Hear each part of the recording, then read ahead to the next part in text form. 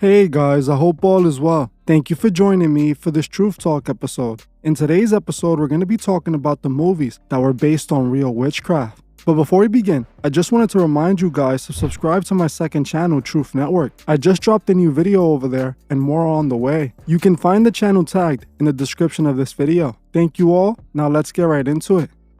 Hollywood is seen as the world of fantasy, where fiction comes to life. People watch big Hollywood movies because it introduces them to a fantastic imaginable new world where anything can happen. The thing is, most people fail to realize that most of what they see on the big screen is inspired by real life in some way, especially when it comes to movies based on the occult. Hollywood is full of movies and TV shows that are based on real life magic, using rituals and spells within the movie. These movies are presented as just entertainment, with the audience usually having no clue that they're being introduced to real witchcraft. The thing is, Hollywood knows that the average person lacks knowledge of the occult and simply won't be aware of the actual real occult themes being presented.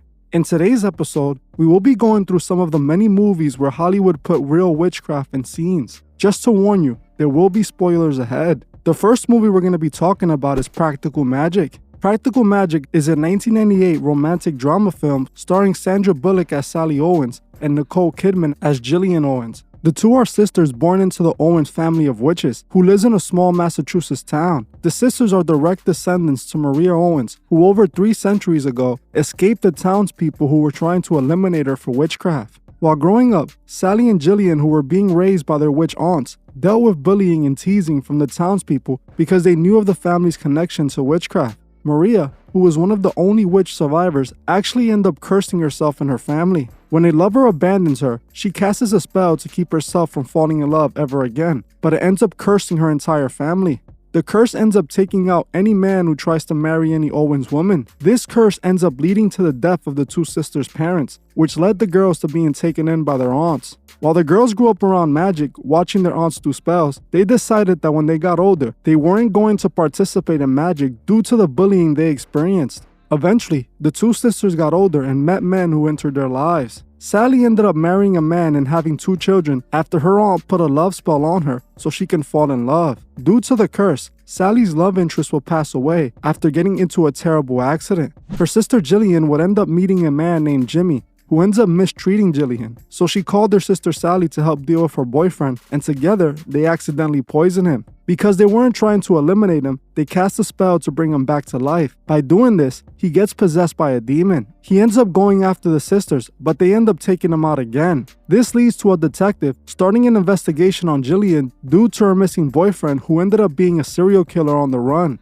In a wild turn of events, the detective ends up falling in love with Sally, as he ends up being the exact man that as a child, she cast a love spell to meet. After this, somehow the spirit of Jimmy ends up possessing Gillian and ends up trying to take out Sally. Sally is saved by the detective, but sometime later, Jimmy once again possesses Gillian and tries to take out Sally. This is when Sally and her aunts convince the town people to join their witch coven in order to exorcise Jimmy out of Gillian. Once the witches form their coven, they're strong enough to destroy Jimmy's spirit and the movie is over. For those who watched this movie and thought that this was just a silly movie about imaginary witchcraft, think again. This movie is deeply rooted in themes from real occult practice. The entire movie was packed with real witchcraft and real examples of rituals and spells. The purpose of this movie was to humanize magic and witches.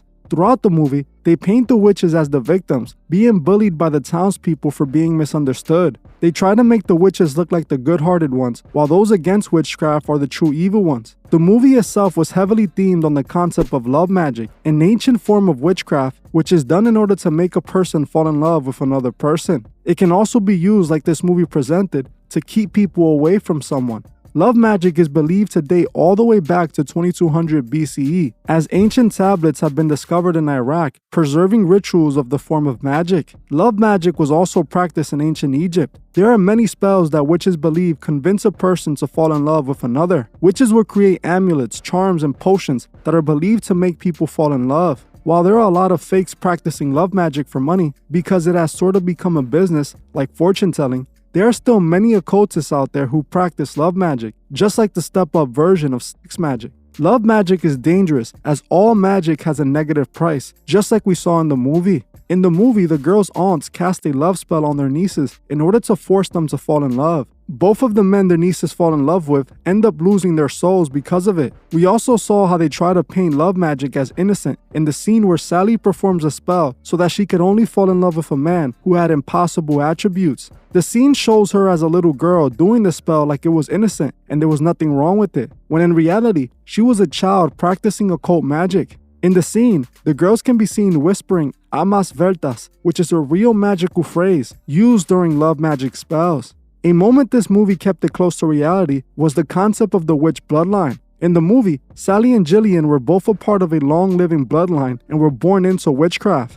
Their aunts taught them magic just like we teach our children about God. This is how witches are born. They're descendants of part of a bloodline. If you saw my recent video on a witch revealing Beyonce's a witch, that she revealed she was initiated because she was born into a coven, just like we see with celebrity occultists who often have their children participating in the same practices as them.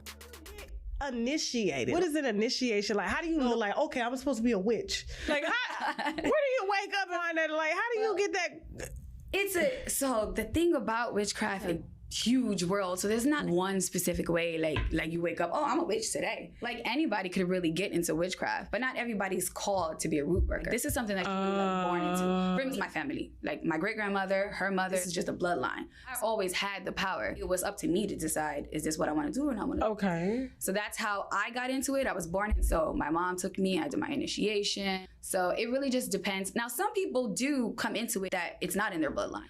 I would never do it, but if it works for them, it works for them. It's their path.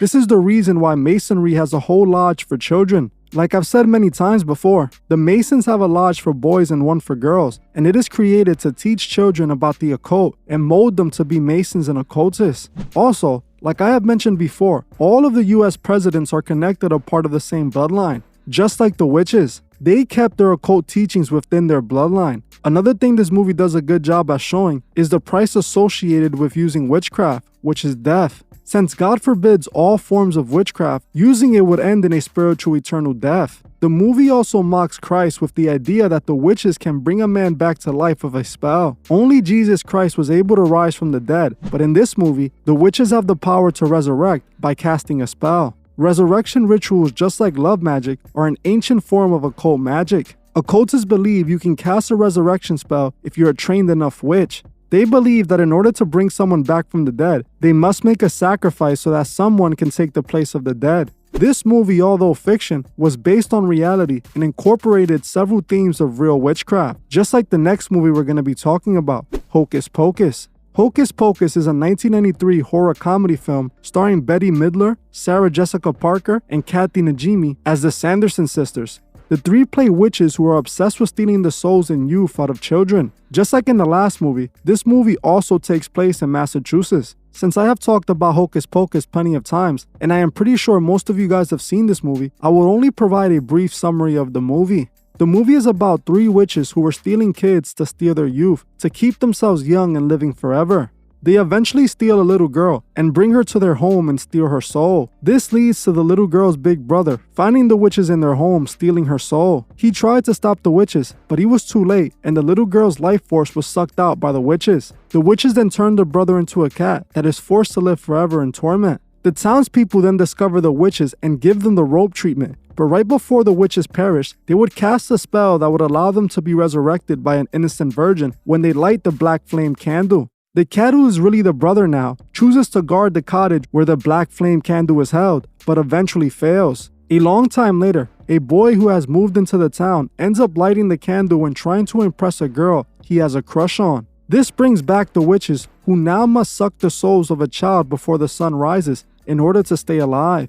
The witches then spend the rest of the movie trying to suck the youth out of the kids that brought them back to life. They are eventually stopped at the end of the movie when they failed to steal the youth of the kids, and they end up turning into stone. Even though this movie seems silly and was made to seem as just a good laugh, it was heavily inspired by real witchcraft and occult practices. This movie from beginning to end was full of occult themes and was made specifically for children, unlike practical magic. Hocus-pocus was created for a child audience and was even shown on Disney Channel. The first time I saw the movie was on Disney as a kid. Disney has always been the biggest entity pushing occultism to children. This is because Disney itself was created by an occultist, Walt Disney. Walt Disney himself was a child put into the occult as he joined the Demolay Masonic organization for young boys. Walt actually thanked the Demolay for helping him achieve his success with the Disney company. The opening scene of The Witches stealing the youth of the little girls might seem far-fetched, but this is actually inspired by a real occult practice. On this channel, I often talk about Aleister Crowley and his role in modern-day occultism. Crowley is praised in the world of the occult because they believe he was the chosen one. Crowley wrote many books, and in one of those books called the Book of Thoth, he stated this: "For the highest spiritual working, one must accordingly choose that victim which contains the greatest and purest force. A male child of perfect innocence and high intelligence is the most satisfactory and suitable victim." In his book, alongside of this passage, he had drawings of Egyptian and Aztec sacrifices. Crowley was referring to using a young male victim for a sex magic ritual and also for ritual sacrifice, as they are the most satisfactory victim, as he called it. It is believed that Crowley had many victims, one being his very own daughter, who he ended up using for his rituals. While this movie inverts the boy to the girl, it still shows us Crowley's ritual in action. In the opening scene, they depict the witches stealing the youth from the little girl by sucking out her life force, which is an obvious reference to sex magic. Occultists use the innocent for their sacrifice, and nothing is more innocent than a young child. This is one of the reasons so many children end up missing every year. There are so many people who follow Crowley and are using his demonic teachings. Another important scene shown in this movie was the Sanderson sisters using music to put a spell on the entire town. In this scene, the witches can be seen singing the song "I Put a Spell on You," which cast a spell that let them control the townspeople. This is once again based on reality, as frequency magic is actually a thing, and occultists, especially artists, use frequency magic to control the listener's emotions. This is how music is used to put listeners in a trance-like state when listening to artists' music. The late rapper XXXTentacion actually spoke about this before he passed. He openly admits that music is not always about having fun, it's about frequency programming, admitting that certain frequencies can control emotions. What's the point of music? It's not always to have fun. It's not always to have fun. Sometimes it's to help people find themselves. Music is frequency programming. Music is frequency. What frequency are you being fed? I figured out that hertz to understand the frequency vibration, right? So there's kilohertz. There's hertz, kilohertz, megahertz, right? And I think it's ultrahertz. If I play with those frequencies, right, I can target certain parts of the mind, target the frequency to go to certain parts of the mind, and I can literally, like, if I want you to astral project, you know what astral projection is? No. If I want you to astral project, or if I want you to go to sleep, if I want you to go into a meditative state, I can make my music do that. As you heard for yourself, X admitted that he was using frequency magic in his music, which might explain why he had his fans in such a trance. I believe a full video on frequency magic is needed. If that's something you guys want to see, let me know below. What's interesting is that in the movie, the Sanderson sisters are singing the song "I Put a Spell on You" that was made by Screaming Jay Hawkins. The song "I Put a Spell on You" is ironically about love magic, as the singer sings about putting a spell on a woman and making her his. This children's fantasy movie was made with the sole purpose of normalizing the occult to children. In this scene of the movie, they make it even more obvious what their goal is. The next movie we're going to be talking about is Witches. Witches is a 1990 comedy horror film starring Angelica Houston and May Satterling. The movie is about a hive of witches who prey on innocent children by casting spells on them. Luke, a young boy while vacationing with his grandmother, discovers a witch hive hosting a witch convention in a hotel he is staying at. He witnessed the witches transform from normal-looking women to occultists. The witches then spot the boy and cast a spell on him, turning him into a mouse. The rest of the movie truly isn't important, so I'm not going to get into it. This movie, just like Hocus-pocus, as disturbing as it was targeted towards children. The movie was even shown multiple times on Disney Channel. Disney is working hard to introduce our children to the occult. What's crazy is that recently they greenlit a series about an 18-year-old girl who got pregnant during a one-night stand with the devil. I'm not making this up. Disney seriously greenlit this series and will be showing it on Disney+.